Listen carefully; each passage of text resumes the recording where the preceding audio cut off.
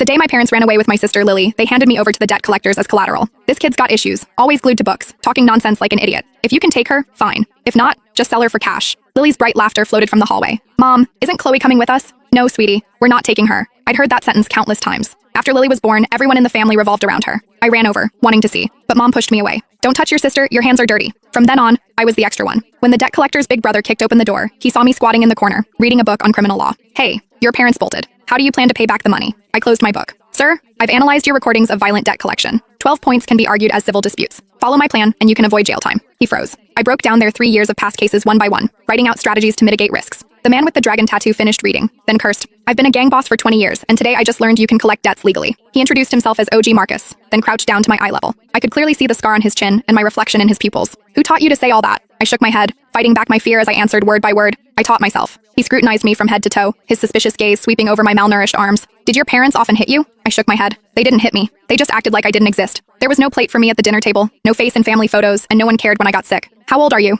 12. Marcus looked at me, his eyes full of suspicion. The hallway light flickered. He stood up and waved his hand. Frank, bring all our IOUs. Let our big shot lawyer take a look. I don't know how long passed. My legs were numb from squatting. Frank finally carried over a cardboard box. It was heavy, landing on the floor with a thud. Inside were IOUs, contracts, and transfer records, all haphazardly crammed together. Marcus patted the box, nodding at me. Big shot, show us what you've got. Marcus and his crew were playing cards in the living room. 3 men, hunched around a folding table, smoking cigarette after cigarette, the whole room thick with smoke. I sat in the corner, poring over the contents of the box under the dim light. Mid-game, the youngest man, Leo, glanced at me. Marcus, come on, what could a 12-year-old kid possibly figure out? Frank also looked over. She's been sitting there for 2 hours, hasn't moved a muscle. I didn't dare move. I'd seen abandoned kids before. There was a boy, 2 years older than me, who slept beside a trash can after his parents ran off. His eyes were empty, like 2 dark holes. Marcus didn't speak, playing a card. As soon as he spoke, I put down the last file. I'm done. Everyone looked over. I walked to the folding table, and they automatically made space. The table was covered in ash and beer cans. I swept them aside, clearing a spot. I pointed to the first case. The year before last, in March, you said, if you don't pay up, we'll make sure you regret it. That was deemed a threat. But if you'd said,